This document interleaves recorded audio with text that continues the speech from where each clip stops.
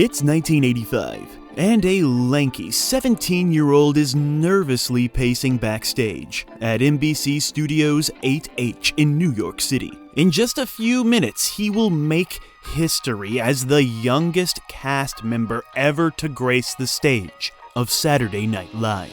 But this isn't just any teenager. It's Anthony Michael Hall, an already bona fide movie star, thanks to his work with writer-director John Hughes. And now he has taken one of the most prestigious and pressure-filled gigs in comedy. As the band begins to play the SNL theme song, Anthony Michael Hall takes a deep breath, knowing his life is about to change yet again.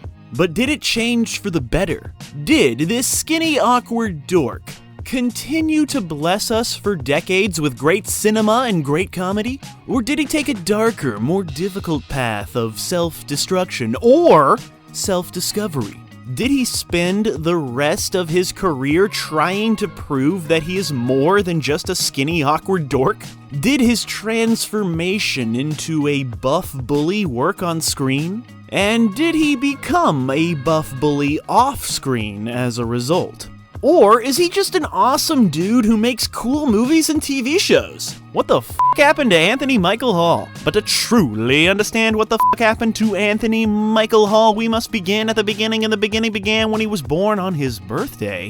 1968, Massachusetts. Anthony Michael Hall's journey to that Saturday Night Live stage, and far beyond, is a Hollywood story for the ages. From his early days as the embodiment of teen awkwardness, to his later career as a versatile character actor, Anthony Michael Hall's 4-decade span in the entertainment industry is a testament to his enduring talent and adaptability. He would kick off his career at the tender age of 7 with his first commercial, but it was his role in the 1982 Kenny Rogers vehicle, Six Pack, that set the stage for his breakout. The following year, this young actor appeared in National Lampoon's Vacation, where he absolutely shines as Rusty. Right away, we could tell he had this awkward charm to him that, felt real. And because of Vacation, Anthony Michael Hall would catch the eye of a filmmaker who would change his life, John Hughes. In 1984, Anthony Michael Hall starred as the quintessential geek in 16 Candles. The New York Times wrote that he made nerds seem lovable, which, let's be honest, that's a bit of a backhanded compliment. But yeah, Anthony Michael Hall's portrayal was so spot on, so endearing, that it instantly catapulted him into the stratosphere of teen stardom, even though he was a nerd. And then the next year, 1985, was the year that absolutely cemented Hall's status as king of the teen nerds. Like forever. He starred in 2 more Hughes classics, The Breakfast Club and Weird Science. That's right, The Breakfast Club and Weird Science came out in the same year, y'all. And in The Breakfast Club, Hall's portrayal as Brian Johnson, the brainy, socially awkward nerd, became an iconic representation of high school social dynamics. A lot of nerds out there, not me, I was really cool, but a lot of nerds out there saw Anthony Michael Hall and were like, yeah, finally, representation. The geek will inherit the earth. But he also got to show his dramatic side, his acting chops. He got to spit out a nice monologue and stuff in The Breakfast Club. So we always knew that he was more than, just a one-trick nerd. He was actually an actor nerd. And then yeah, Weird Science, it took his nerd persona to new heights, or depths, depending on how you look at it, as Gary Wallace, a teen who creates the perfect woman using a computer, which is what nerds are doing now. But yeah, Anthony, he's freaking hilarious in Weird Science. It's a wonderful little flick. Freaking bonkers in the best way possible. I wish we had more movies like this. But yeah, these wonderful characters didn't just make Anthony Michael Hall famous, they made him a cultural touchstone. he became the face of every awkward, smart, misunderstood teenager in the world. Well, at least in America. Maybe Canada, too. And yeah, the impact of these teen movie masterpieces cannot be overstated. They are still referenced, they're still quoted, and they're still rewatched decades later by teens now. Sometimes these teens will put down the TikTok and watch John Hughes and then cry about how triggering it is, but they'll still watch it. But yeah, everybody who's ever been a teenager has to admit that at least one of these Anthony Michael Hall performances has a special place in their heart, or their soul, or someplace else in their body. And then, like I said, at just the age of 17, Anthony Michael Hall became the youngest cast member in history to join Saturday Night Live. And it's worth noting that this was during what many consider one of, if not the worst seasons in the show's history. But yeah, even though Anthony Michael Hall is a talented fella, a live sketch comedy show, it just wasn't the right fit for him, and it was not the right fit for Robert Downey Jr. either, so, As the 1980s drew to a close, Anthony Michael Hall was itching to break free from his nerd typecast. And in a move that shocked many, he turned down 2 roles specifically written for him by John Hughes. That's right, the character of Cameron in Ferris Bueller's Day Off and the character of Ducky in Pretty in Pink were supposed to go to Anthony, but he said no. It's not what he wanted to do anymore. And these decisions marked a turning point in Hall's career and his relationship with John Hughes. So instead of doing another classic teen comedy masterpiece, Anthony Michael Hall decided to star in a forgettable action thriller called Out of Bounds, which was his first effort to play against type, which, you gotta respect. But it was this period that marked a tumultuous time in the actor's life. In his own words, he says, "I was drinking vodka by the quart every day, and sometimes got into fights and punched people in the face."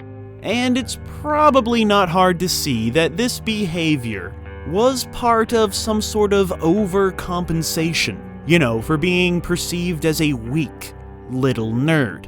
And it could be seen as part coping mechanism for the pressures of fame. But before it got too out of control, Anthony Michael Hall mostly got his shit together and has been sober since 1990. But anger issues and stuff still continue to haunt him. I believe lawyers have described it as unbalanced behavior, but we'll get to that in a bit. Stay tuned. His efforts to shed the nerd image continued with Johnny Be Good in 1988, where this skinny little nerd suddenly became a high school quarterback. And you know what? It was mostly believable. And then, in 1990, Anthony Michael Hall took a role that surprised many in Tim Burton's Edward Scissorhands. Playing the antagonist Jim, Anthony Michael Hall showcased his ability to step away from his nerdy persona and into a more menacing role. Like, the dude packed on some muscles there. Yeah, we were all kind of shocked to see him turn into a frickin' beefcake. I think I'm using that phrase correctly. But yeah, his performance as the big bad buff bully in Edward Scissorhands was a clear statement that he was more than capable of shedding this nerdy typecasting. He showed us that now he could beat up nerds, even nerds that had scissors for hands. The 1990s saw Anthony Michael Hall continue to diversify his roles. He appeared in the critically acclaimed 6 Degrees of Separation in 1993, where I think he gets to seduce Will Smith or something, and he does a wonderful job. And in 1994, he even stepped behind the camera to direct Hail Caesar. No, not that one. And he was in a TV movie called Bucket of Blood. And then Anthony Michael Hall gave a standout performance in the TV movie Pirates of Silicon Valley in 1999, where Anthony Michael Hall portrays Bill Gates. This nuanced performance showcased Hall's ability to inhabit complex characters beyond the teen roles that made him famous. even though he was still playing a f***ing nerd. But yeah, Pirates of Silicon Valley, it's seriously one of the best made-for-TV movies that was ever a movie that was made for TV. But now isn't like every movie made for TV in a way? As Anthony Michael Hall entered the new millennium, he continued to work steadily in both film and television, doing lots of different projects, some better than others. He appeared in Freddy Got Fingered, and he appeared in that HBO baseball movie 61. You could also see him in that movie All About the Benjamins. Because yeah, he's all about the Benjamins. He needs to pay the bills, but he also found a way to balance that with his artistry when he took on the lead role in the Stephen King-inspired series The Dead Zone from 2002 to 2007. He's so frickin' intense in this, and like tough and stuff, he completely shedded that weak little nerd persona. Like after The Dead Zone, we were not thinking about teenage nerds anymore when we heard the name Anthony Michael Hall. We were thinking of a tough guy who was intense and was a gifted average citizen who helped solve crimes. But yeah, The Dead Zone, it was the perfect role for Anthony. Even though this period also brought a lot of challenge for the actor, like a lawsuit from the show's insurers over an undisclosed bipolar disorder. So yeah, no matter what Anthony Michael Hall seemed to do, whether he got sober or not, problems followed him around. Or he followed problems around, I don't know, but stuff happened. Like when he was arrested in 2011 for disturbing the peace, after allegedly threatening to beat up a neighbor. And not that this is an excuse for his behavior or anything, but he seems to follow in the pattern set by many other child actors before him. For some reason, this industry can destroy a child and their innocence, which, leads to troubled adults who have to battle inner demons their whole frickin' lives. And sure, yeah, he's been sober for decades, but did Anthony Michael Hall have what it takes to overcome this child star curse? Before we continue with our video, here's a reminder to click the Store tab on any of our JoBlo channels and browse our collection of the latest and freshest designs in our merch store. Go get you some. I don't know, maybe making better movies would help, and that's exactly what he did. Next up, you could see him in the frickin' Dark Knight, where yeah, he's not the most memorable part of this movie, but he does a great job and holds his own. Anthony Michael Hall is absolutely amazing in The Dark Knight. But the best part about this man's Dark Knight performance can't be found in the movie itself. It can be found in a DVD special feature, where Anthony Michael Hall, in character as the news anchorman, delivers wonderful, interesting, thought-provoking, realistic, and informative news reports and interviews, making us feel like, yeah, we are living in Gotham. And his dedication to this special feature really shows that this artist cares about his work. I love it. This feature really is special. And then he did some critically acclaimed indies like Foxcatcher and a film called Results. Then he did something called Dead in Tombstone, and doing something cool and new and special and intense and awesome. Anthony Michael Hall has now officially transformed into a formidable screen presence that goes beyond just being a nerd. Not that there's anything wrong with that, but you know what? Anthony was still suffering inside. Still struggling to control himself at times, which led to a 2016 assault charge after he pushed down his neighbor during some sort of argument, which resulted in the neighbor breaking a wrist. And Anthony Michael Hall faced up to 7 years in prison for the attack, but he only got 3 years probation. His most recent TMZ-worthy controversy came when he yelled at some people at a pool in 2020, so yeah, he still does have a bit of a bad boy reputation. But, compared to many others in the biz, it's not too bad, I guess. But none of that controversy really seems to slow down his career at all. Nobody seems to really care, because he continued to take on diverse roles. He appeared in that Ben Affleck movie Live by Night, and you can see him playing, Paul Rudd in Halloween Kills.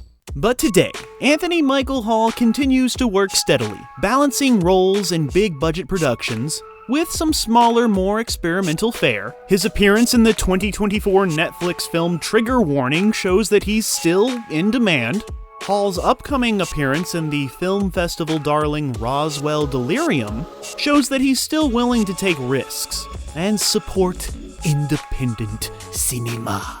Anthony Michael Hall's journey from fresh-faced kid in John Hughes movies to the versatile actor we see today highlights his resilience and ability to evolve with the demands of the industry. He's weathered the storms of early fame, battled some personal demons, and has emerged as a respected figure. And as he continues to take on new and challenging roles, one thing is certain. Anthony Michael Hall's story is far from over, and audiences are still watching eagerly to see what this guy does next.